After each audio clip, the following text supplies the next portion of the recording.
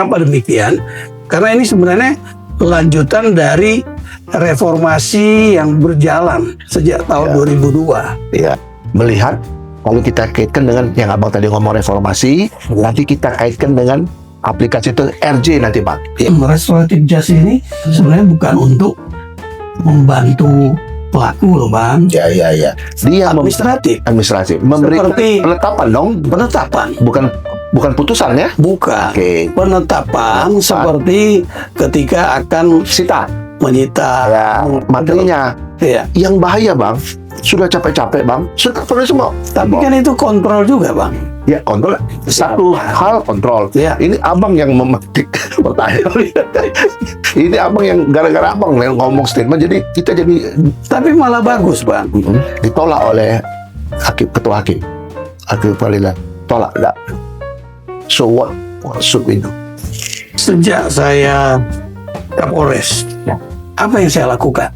Saya gunakan pasal 7 ayat 1 huruf J KUHP. Selamat berjumpa kembali di channel kesayangan kita, channel yang mengedukasi, juga channel yang akan membawa kita wawasan, baik itu hukum, ekonomi maupun politik. Hari ini saya sangat berbahagia sekali karena dipercaya oleh Bapak Roni Sompi. Pastinya namanya Dr.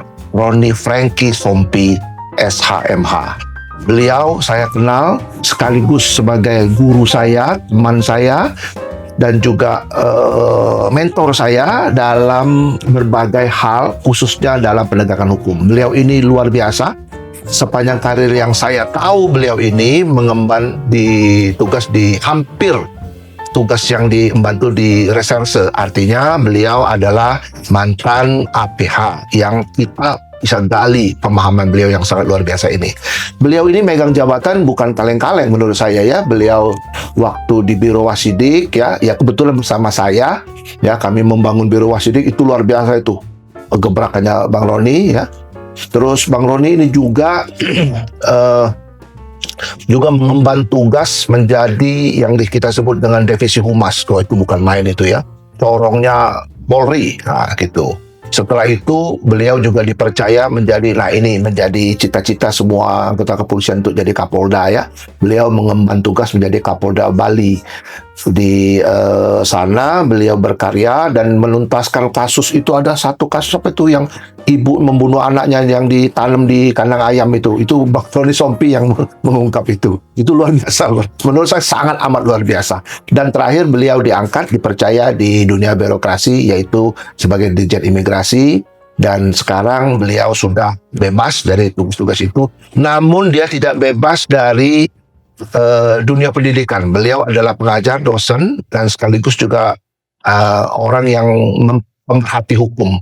Nah, di dalam kesempatan kali ini, Jenderal Tonaas ini, ya, saya pengen menggali apa yang menjadi pandangannya beliau ini terhadap yang kita kenal sekarang ada namanya reformasi, ya, reformasi di kepolisian khususnya karena beliau ini adalah mantan polisi, dan juga mengenai reproductive justice ya.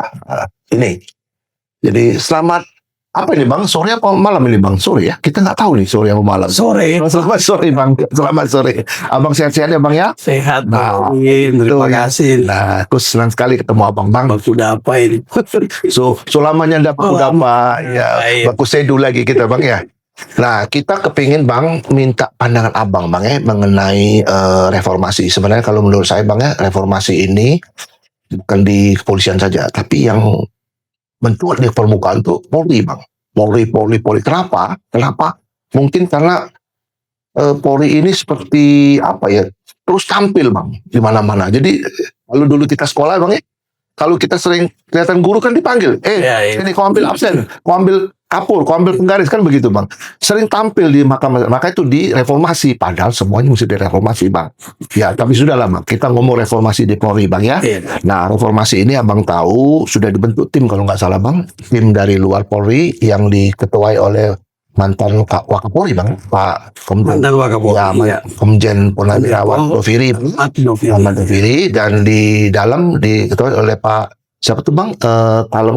Kepala kalem diklat kita itu Profesor Dr. Dr. Komjen Pol Profesor Dr. Krisnanda. Krisnanda. Nah, ya kan itu untuk internal lah Bang ya. Iya. Tapi menurut saya sih memang tidak ada pertentangan. Tapi ya di masyarakat bilang, oh ini kok Kapolri membangkang bla bla. Nah itu dari pandangan masyarakat. Nah sekarang pertanyaan buat Abang Bang, apa sih Bang yang perlu direformasi di Polri itu Bang? Ya, makasih Bang Robin. Ini pertemuan yang luar biasa. Kita bicara reformasi Polri. Abang kan tahu bahwa sejak reformasi, ya, era reformasi 98 Bang? 98. Ya. Kemudian berdasarkan TAP MPR Ya. yang menetapkan bahwa Polri harus dipisahkan dari TNI yang tadinya di bawah ABRI. Ya. 2023 itu Bang ya kalau nggak salah. 2002. Kemudian di Undang-undangnya terbitlah Undang-Undang Nomor 2 tahun 2002 tentang Polri. Ya betul. Nah, dari situlah dimulai itu Bang ya? Reformasi Polri itu ya dengan 3 bidang. Yang pertama ya berkaitan dengan aturan ya termasuk Undang-Undang Nomor 2. Yes.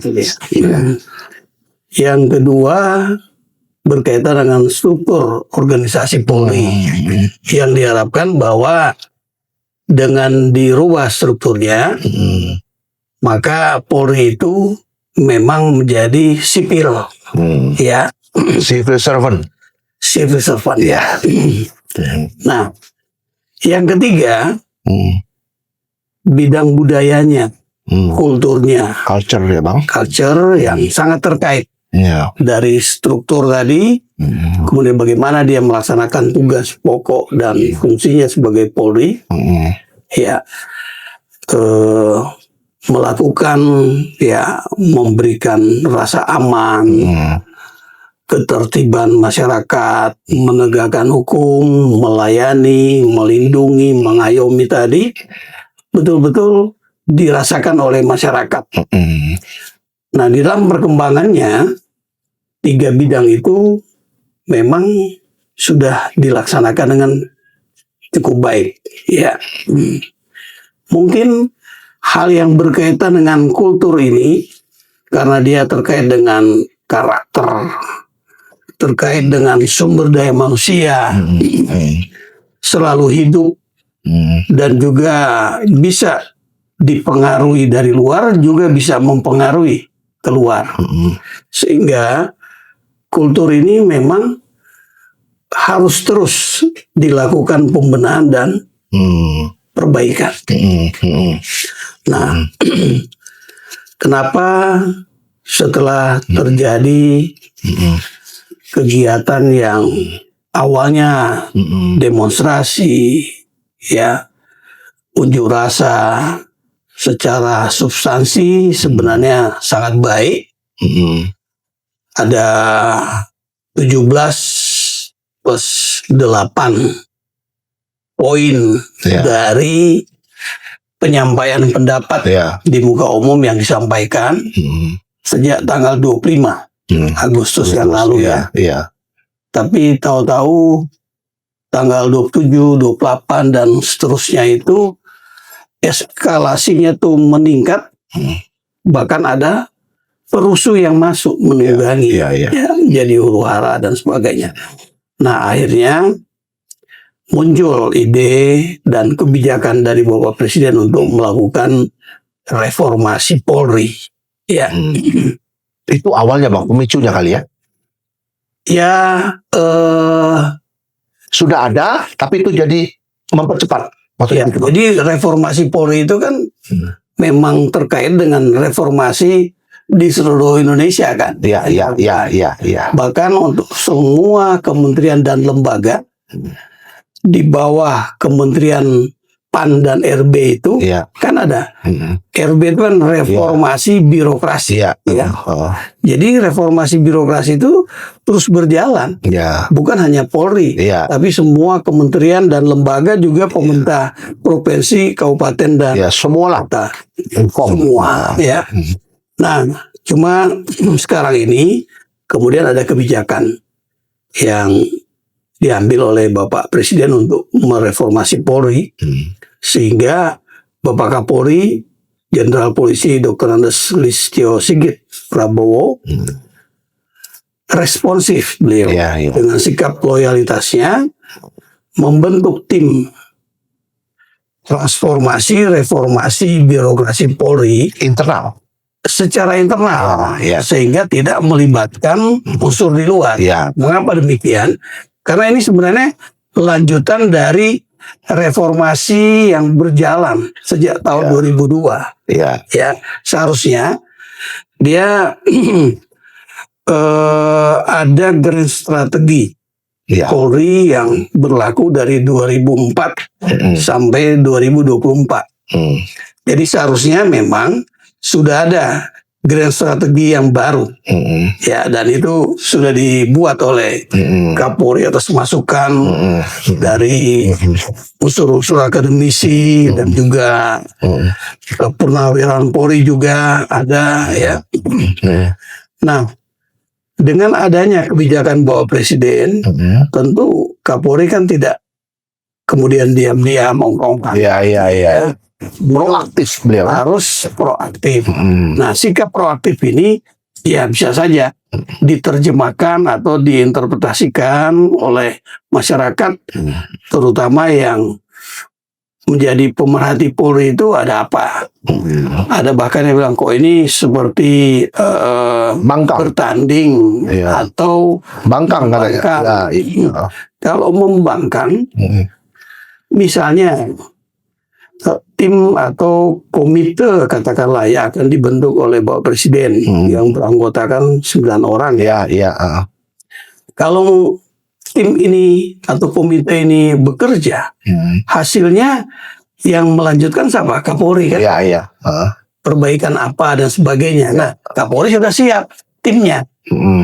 Bahkan tim ini sudah berjalan sebelum kegiatan dari eksternal reformasi komite reformasi Polri yang eksternal yang dibentuk oleh Presiden bekerja Sudah duluan. Ya. Duluan ini artinya melakukan evaluasi terhadap jalannya reformasi birokrasi Polri itu sejak 2002 sampai sekarang seperti apa yang perlu diperbaiki, apa yang harus dibenahi. Nah, itu mereka proaktif. Nah, apabila nanti ada yang merupakan kebijakan yang diambil oleh Bapak Presiden terkait dengan komite yang dibentuk oleh beliau, tentu Kapolri sebagai pembantu Presiden untuk melakukan tugasnya di bidang kepolisian tentu harus loyal dong. Iya. Ini yang perlu diwaspadai oleh masyarakat sehingga kan tidak selalu diadu. Iya. Kita kalau diadu ini kan mengurangi kesempatan kita untuk melakukan pekerjaan. Seperti itu pandangan saya tentang reformasi yang sedang dilaksanakan ini, apalagi ketuanya adalah Kepala Lembaga Pendidikan Polri. Ya, Pak Krisnanda ya. Ya, Pak Komisaris Krisnanda. Jenderal Polisi Krisnanda ya. Dr. Krisnanda ya. Oke Bang, itu menarik sekali Bang yang Abang ngomong soal reformasi ini. Artinya reformasi ini Bang keharusan Bang. Keharusan ya. Ya, harus Bang ya. Harus. Jadi tidak ada jadi to point with no return. Jadi kita sudah datang ke satu poin, tidak ada lagi mundur Bang. Ini harus maju terus Bang ya. Ini menarik Bang. Abang tadi bicara culture. Abang bicara sosiologi. Sosiologi ini kan membentuk Bang. Membentuk culture dari kepolisian ini Bang ya. Nah, menurut Abang kan tahu bahwa reformasi seperti ini kan turunannya kan banyak kan Bang. Di kepolisian itu kan Abang tadi bilang lembaganya, personilnya, bla bla bla, Ya. termasuk kan produknya bang, produk daripada lembaga-lembaga ini. Kalau lembaga-lembaga itu ngomong, kalau kita ngomong kaitan dengan hukum tata negara, lembaga-lembaga tata negara. Tapi ketika tata negara ini bergerak, administrasi negara, namanya kan begitu. Nah ini kan produknya nih bang, hasilnya nih bang. Nah ini saya mau fokus bang ya. Kan polisi ini kan di dalam, ini kita ngomong kaitkan dengan produknya nanti bang. Kendaraannya kan mau disiapin bang, rancangan KUHP. Oh, Ya, gitu bang ya. ya. Kan ini vehicle-nya kan untuk kepolisian kita ini kan. Khusus bidang penegakan. Karena ya kita mau penegakan hukum bang. Ya. Kalau yang lain-lain kan itu kalau luas kan bang. Nanti kan mulai melebar kemana-mana. Di dalam kompetensi abang kan kita tahu bahwa KUHP ini ada apa istilahnya itu bukan hanya distributif penghukuman saja kan. Ya. Tapi dia lebih banyak kepada proses-proses itu dengan KUHP yang baru juga. Ya. Ada rehabilitatif, ada namanya korektif, ada juga retroaktif. Nah, retroaktif bahasa kasar retroaktif justice ya, RG tadi bang ya. Nah, menurut abang, ya bang, pandangan abang mengenai kendaraan ini bang, sebelum kita ngomong RG, Ya. bagaimana bang rancangan yang undang-undang kita undang-undang hukum acara pidana. Ya, apa yang dalam pandangan abang melihat kalau kita kaitkan dengan yang abang tadi ngomong reformasi, nanti kita kaitkan dengan aplikasi itu RJ nanti bang. Ya. Karena ngomongnya itu kan kelar-kelar mungkin bang ya, lama kali nanti bang. Luas sekali. Nah, silakan silakan bang. Ya. RUU KUHP kita tentu walaupun KUHP ini sendiri sudah produk pemerintah kita ya, nasional tahun 81 ya, produk nasional. Tapi dengan perkembangan perlu ada revisi yang penyesuaian lah bang ya maksudnya. Ya, penyesuaian dengan kebutuhan masyarakat. Zaman berubah. Betul. Ya. Sehingga RUU KUHP yang sedang digodok mudah-mudahan juga segera diundangkan karena undang-undang KUHP-nya sendiri ya yang menjadi dasar tentang apa saja perbuatan pidana yang dapat dipidana ya itu di dalam pelaksanaannya kan menunggu hukum acaranya. Nunggu kendaraannya ya. Nah, hukum acara ini dibuat sedemikian rupa oleh pemerintah maupun DPR, terutama Komisi 3, ini mereka menampung masukan-masukan. Setelah ada sosialisasi RUU KUHP-nya itu, kemudian banyak masukan. Nah, saya melihat bahwa di Undang-Undang Nomor 1 Tahun 2023 tentang KUHP, Kitab Undang-Undang Hukum Pidana, konsep restoratif justice itu sudah diatur. Ya, dalam pasal bang maksudnya. Dalam pasal. Oke. Pasal 5 dan juga pasal 5 tentang rumusannya dan pasal 264 ya. Nah, itu di dalam RUU KUHP ada beberapa pasal. Baik di pasal 1 tentang ketentuan umum, juga pasal 74 dan seterusnya. Namun demikian, pasal-pasal yang berkaitan dengan kewenangan penyidik, kewenangan penuntut umum, itu juga banyak aturan yang memberikan ruang terhadap dilakukannya restoratif justice. Jadi penyelesaian perkara ya yang bisa di luar pengadilan ketika masih di tingkat penyidikan bahkan penyelidikan. Ya, penyidikan dan penuntutan belum sampai di persidangan.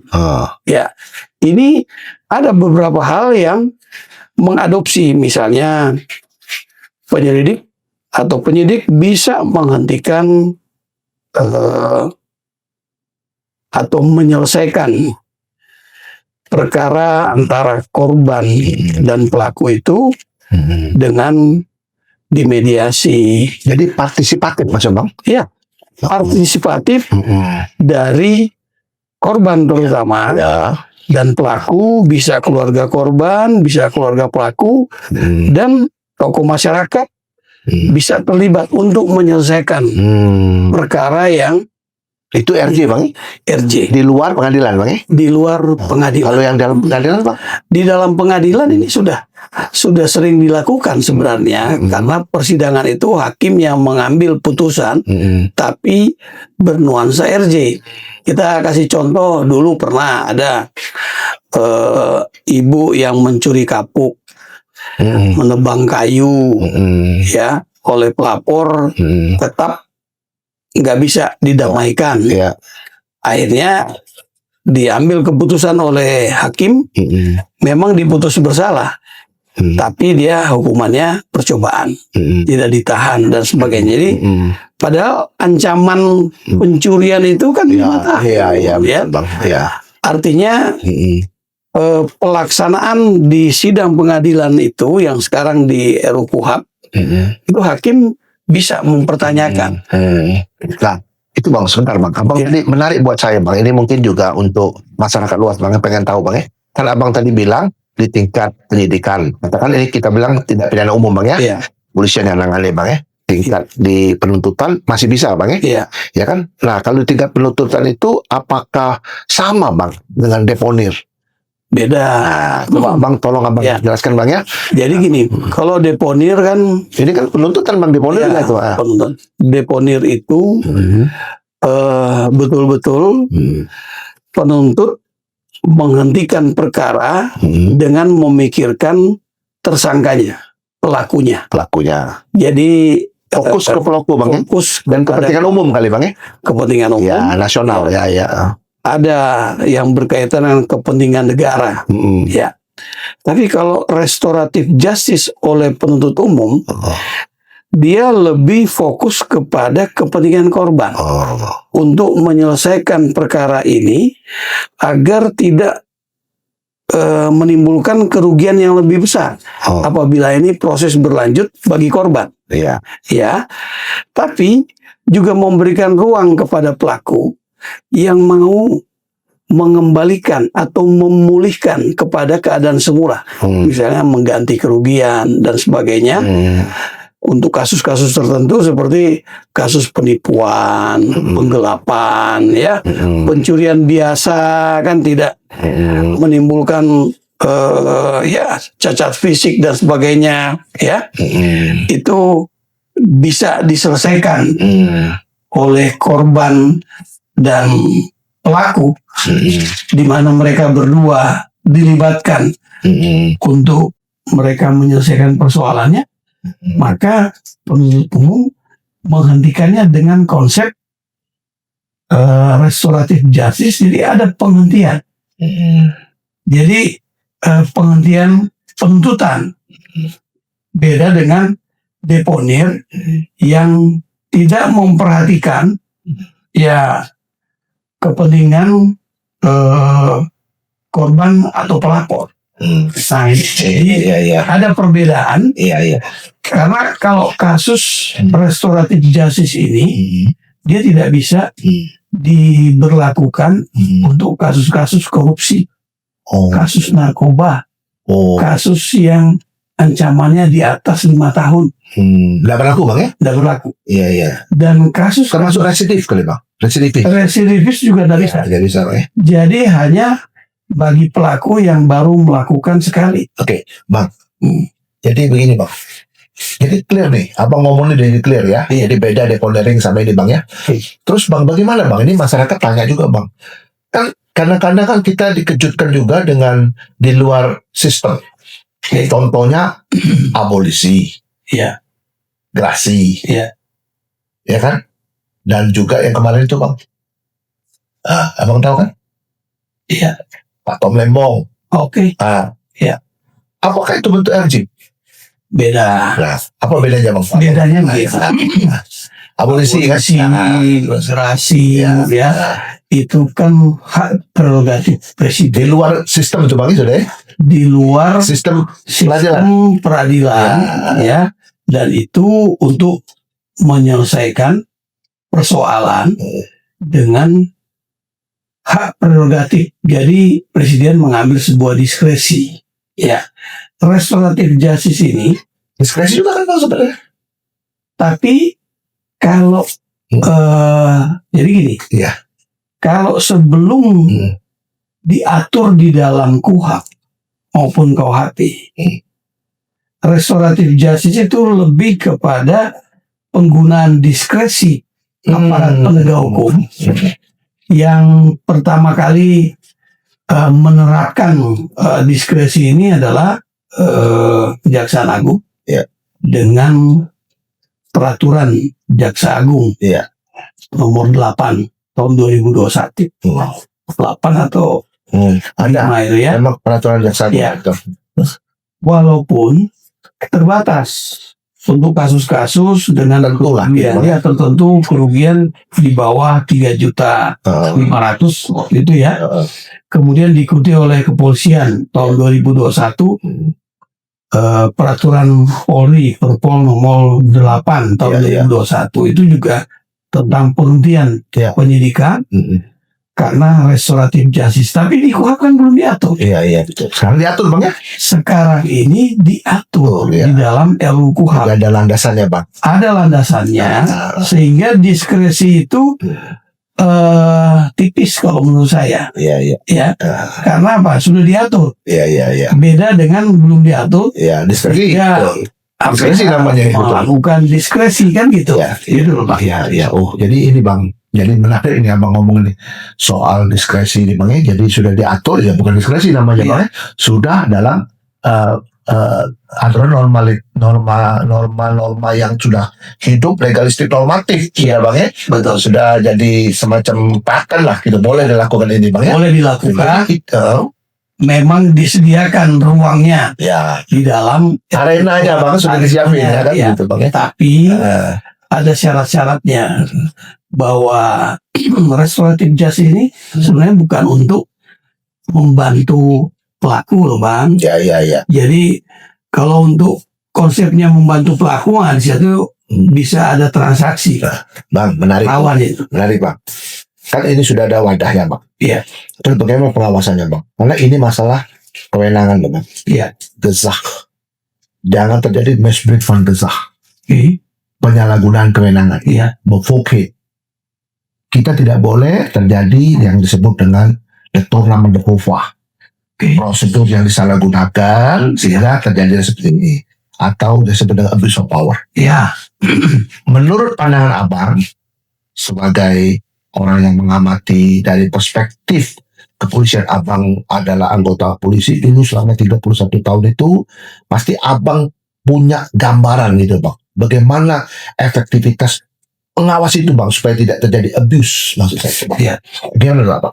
Di RUU KUHP juga ada pasal-pasal yang mengatur apabila akan dilakukan restoratif justice di tingkat penyelidikan, belum masuk proses penyidikan, maka dilakukan gelar perkara yang menghadirkan penyidik, pengawas penyidik, ya mungkin itu pengawasan penyidikan ya. Interfungsi Bang maksudnya? Iya. Interfungsi ada propam, bisa propam, Irwasum, seperti kita lah di hukum ya. Kayak kita gelar perkara kan datang semua tuh dari propam dari mana melibatkan juga jaksa dan pengawas kejaksaan.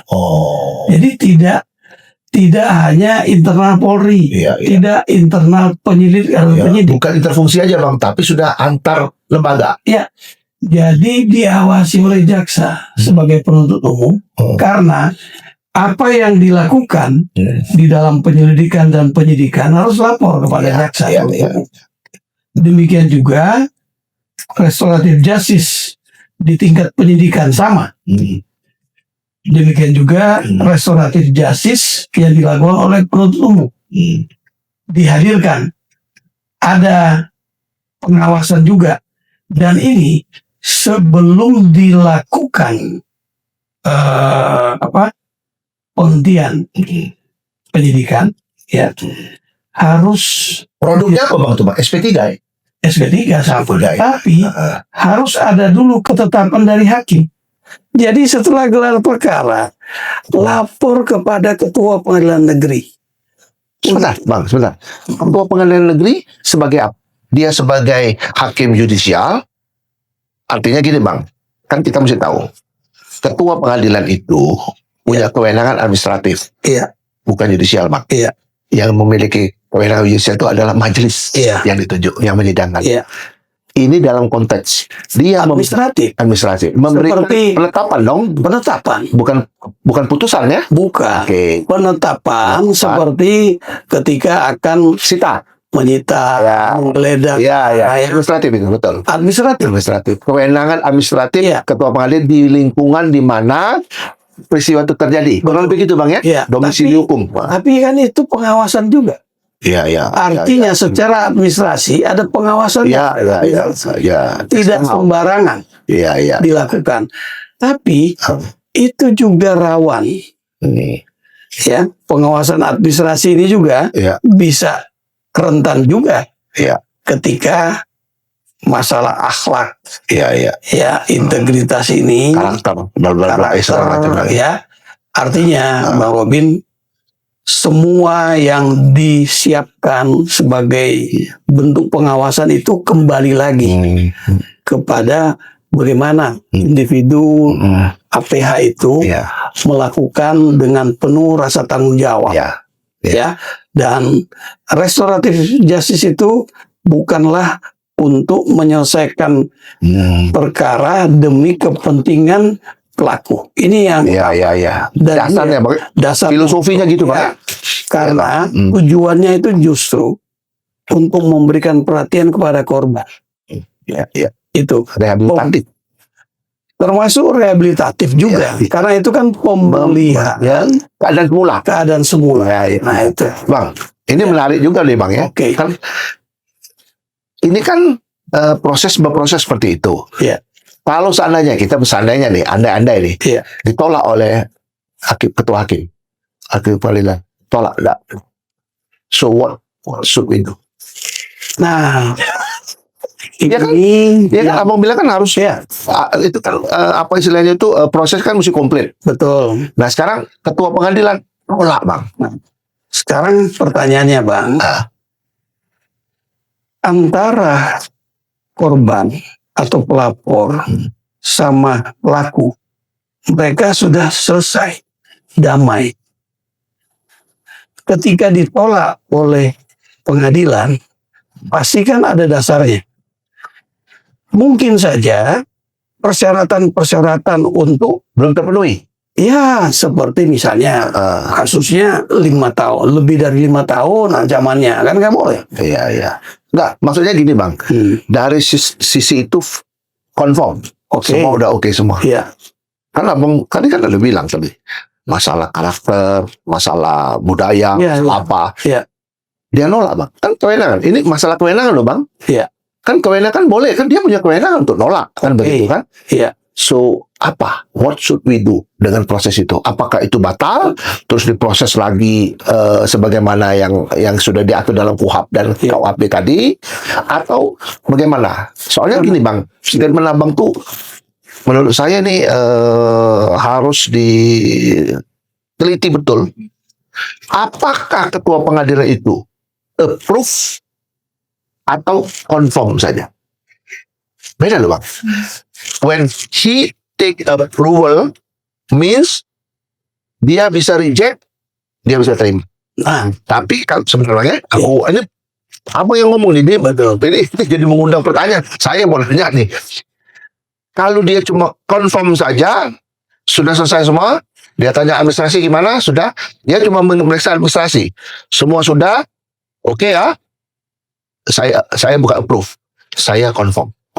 Jadi konfirmasi dengan approval is difference. Ya. Menurut abang bagaimana? Apakah itu dalam konteks approval atau confirm?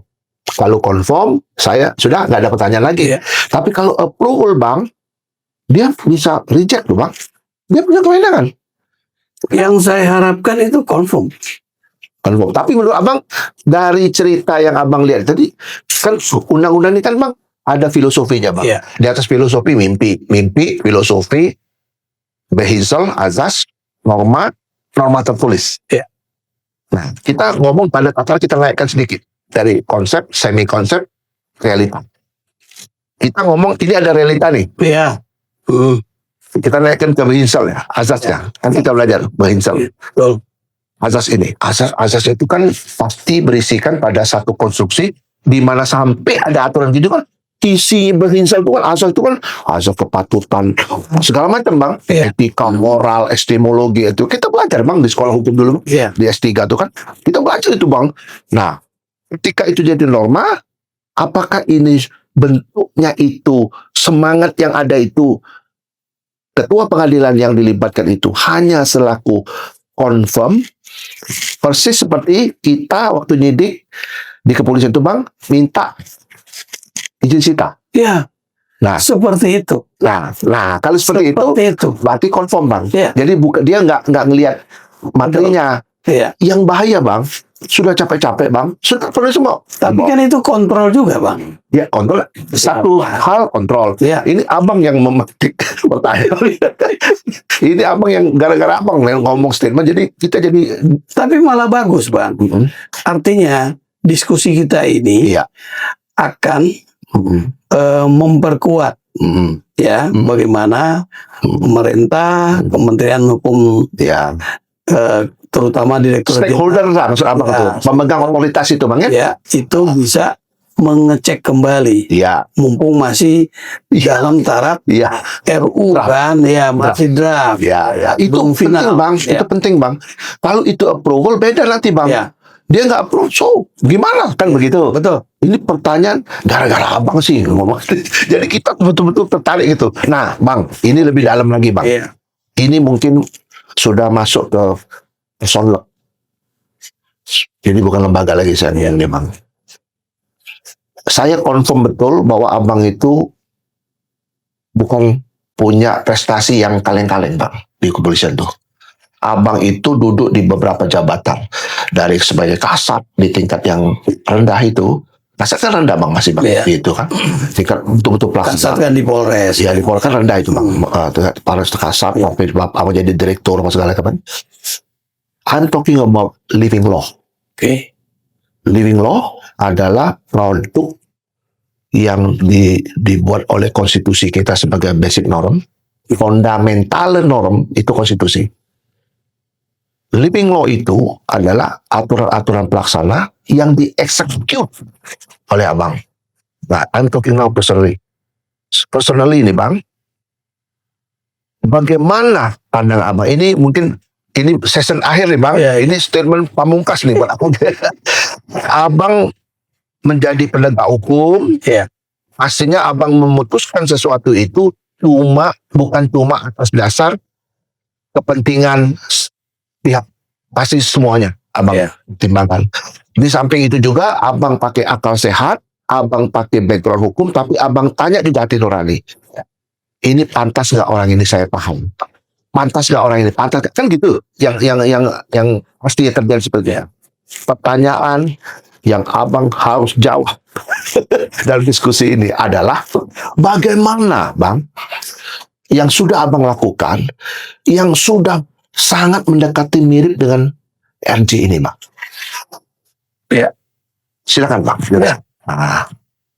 Bang, Ya. sejak saya Kapolres Di mana tuh Kapolres? Sebut dong. Gresik dan Sidoarjo, Hebat itu, Bang. beberapa kasus, terutama kasus penipuan penggelapannya, Ya. yang mirip RJ loh, enggak ya? ya, jadi kasus penipuan penggelapan itu banyak yang setelah kita ungkap kasusnya, kita periksa tersangkanya mau mengembalikan kerugian pelapor, kerugian korban.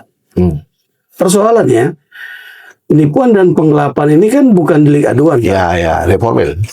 ya, Ya. delik biasa Ya, kan, formil, ya, biasa. formil. Sehingga tidak bisa dihentikan dengan cara dicabut. Ya. Apa yang saya lakukan? Saya gunakan pasal 7 ayat 1 huruf J KUHP. Kan itu Ya, ya. penyidik berwenang melakukan tindakan lain yang menurut hukum yang bertanggung jawab. Ya, ya. Dan itu ada juga di Undang-Undang Nomor 2 tahun 2002 tentang Polri, pasal 16, pasal 18, ya. Kalau di pasal 7 ayat 1 huruf J KUHP, KUHP ya. Jelas dia menunjuk pasal 5 ayat 1 penjelasannya apa yang harus dilakukan.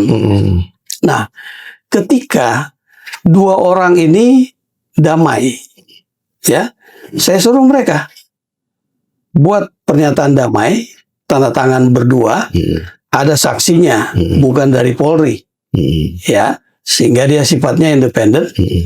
Kemudian pelapor mencabut laporannya di polisi. Dengan dasar itu, diskresi Bang ya artinya. diskresi ini, yang tadi kan pasal diskresi. Ketika dia itu, saya perintahkan penyidik saya, buatlah berita acara pemeriksaan lanjutan terhadap pelapor dan terhadap tersangka, di mana kondisi sekarang itu diceritakan sama dia bahwa dia sudah mencabut, mereka sudah damai. Di berita acara. Di berita acara. Ya. Dan dinyatakan mencabut berita acara yang terdahulu tentang keterangan saksi sebagai alat bukti kan. Ya. Kan?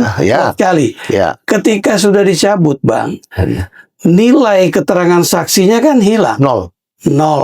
Ya. Sehingga yang tadinya cukup bukti menjadi tidak cukup bukti. Kalau kita masuk ke pasal 109 ayat 2 atau B itu ya, 109 betul. bisa dihentikan kalau tidak cukup bukti. Ya. Nah, itu yang saya pakai. Saya hentikan, Bang, resmi, sah.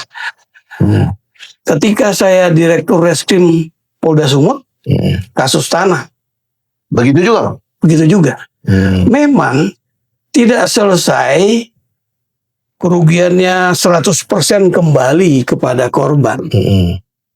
Tapi mana yang lebih baik? Karena si pembeli, dia juga beli dari mafia, sehingga dia rugi juga. Nah, sekarang bagaimana win-win solution mereka? Bisa 50-50, bisa 60, bisa 60-40, atau 55-45, itu tergantung mereka. Saya sebagai penyidik menyerahkan sepenuhnya kepada mereka. Dengan konsep tadi, Bang, restoratif justice sudah saya lakukan sejak masih Kapolres, dan terakhir di Reskrim Polda Sumut itu. Nah, akhirnya ketika saya ambil S3 saya ambil disertasi saya berkaitan dengan restoratif justice dengan diskresi kepolisian. Nah, itu. Jadi saya ingat Pak Sasipto Raharjo, Profesor Dr. Sosiolog itu, Bang, sosiolog hukum. Iya, beliau kan hukum progresif. Jadi yang Abang tanya living law itu, hukum progresif ini juga yang kemudian kita bangun. Penyidik punya kewenangan diskresi yang bisa diambil tanpa untuk kepentingan pribadi atau kepentingan sepihak. Jadi betul-betul kita mengayomi mereka. Nah, ini saya sangat bersyukur bahwa di RUU KUHP ini diakomodasi restoratif justice. Apa yang Abang sudah pernah lakukan ya? Ya itu sama, Bang, sama ini persis. Cuma bungkusnya aja beda ini, Bang. Maka tuh berarti wah ini luar biasa nih ya. Clear. Masih ada nggak? Abang mau jelasin lagi? Jadi artinya begini. Pada saat dilakukan restoratif justice ini, jangan sampai ada transaksional dalamnya. Betul-betul kita untuk menyelesaikan persoalan, karena restoratif justice itu bisa menyelesaikan perkara yang tadinya banyak menumpuk jadi turun dengan selesai tanpa melalui pengadilan. Efisien, murah, itu seperti itu. Ya. Di Jepang restoratif justice itu sering dilakukan, Bang. Iya. Untuk kecil-kecil kali ya. Iya, Oh, iya. kasus-kasus yang memang taraf-taraf ringan Iya. yang kalau di Indonesia itu masih tergolong Di piring. ya kalau ya tipiring juga bisa. Iya. Kasus-kasus yang tadi sesuai dengan persyaratan yang ada di RUU sekarang. Iya. Tidak boleh lebih dari 5 tahun Ancamannya, ya. Yang berikut juga tidak boleh kasus korupsi, kasus narkoba, Ya. dan kasus yang tidak ada pelapornya, tidak ada korban. Dari korban. Iya. Jadi kasus-kasus yang kerugiannya negara Dipita. tidak bisa di Iya. restoratif justice karena tidak ada korbannya. Ya, Korbannya negara, Negara. kerugian negara. Harus negara Harus terus ya. beresin negara ini ya. Iya. Ya, betul. Waduh. Makasih Bang. Ini penjelasan luar biasa. Lalu saya nanya lagi, nanti panjang pula Bang, Abang 3 hari 3 malam nggak selesai nih. Tapi yang perlu kita tahu para subscribers yang berbahagia ya, saya sudah mendapat beberapa poin dari Bang Roni Sompi, Bapak Roni Sompi, Direktur Jenderal Polisi Purnawirawan, Dr. Roni Franky Sompi, SH, MH. Beliau ini pemerhati hukum, dosen, dan juga banyak sekali pengalaman beliau yang disampaikan tadi. Saya banyak belajar dari apa yang disampaikan sama beliau, khususnya mengenai pemahaman restoratif justice ini dalam rangka penegakan hukum yang bermartabat, berkeadilan, tidak hanya formil tapi juga prosedural ya, dan juga material yang memang diharapkan oleh masyarakat ya. Penjelasan Bang Roni Sompi ini justru menambah wawasan kita semua untuk mungkin kedepannya buat abangnya Bang, nanti abang jangan bosan-bosan Bang memberikan engklarung Bang, penerangan kepada kami ini Bang, supaya kami ini Bang, saya ini mewakili lah teman-teman masyarakat luas Bang yang mungkin ya belum melek hukum ya Bang, tapi dari penjelasan abang kami menangkap beberapa poin bahwa restoratif justice itu bukan untuk membela siapa-siapa, tapi benar-benar membela keadilan. Kita tidak perlu berpanjang-panjang ya untuk mengadakan satu acara pidana sampai ke pengadilan ya. Iya. Kita mau murah, cepat, dan titik. Waduh Bang, terima kasih Bang. Terima kasih, Bang. Abang luar biasa sekali Bang. Ini daging semua Bang. Abang ngomong tuh nggak ada kulitnya lagi, daging ini Bang. Nah Bang, mungkin Bang ada kata-kata terakhir Bang? Pesan Ya, pesan terakhir tentu untuk aparat penegak hukum, Ya. Bang. Jadi siapa aja nih Bang? Aparat penegak hukum banyak ya Bang? penyidik, ya, karena penyidik pegawai negeri sipil PPNS ya. tidak bisa melakukan restoratif justice, Bang, karena tidak ada korbannya. Iya. Jadi penyidik Polri, kemudian penyelidik juga, jaksa penuntut umum, ini perlu memahami filosofi dari Yes, restoratif yeah. justice ini, karena Iya. ketika memahaminya, menerapkannya akan lebih baik. Demikian Bang Robin. Oke, Ya. ya, luar biasa ya, Jenderal Tonaas kita satu ini. Wah, luar biasa betul. Terima kasih Bang. Kami Terima kasih, Bang. Sama-sama, Bang. kami merasa senang Bang. Di akhir dari podcast ini, kami juga berharap ya, tolong berikan komen ya di bawah itu untuk ya kritik, saran apapun namanya itu sangat baik untuk memperbaiki Ya. apa yang kami ini, karena kami terbuka, tidak ada anti kritik di sini. Justru kritik itulah kami banyak belajar. Dari kritik kami menjadi mengerti bahwa ada kekurangan. Gitu ya Bang ya? Ya, betul, Bang. Ya, terima kasih. Biasa. Semoga ini bermanfaat. Sukses. Ya.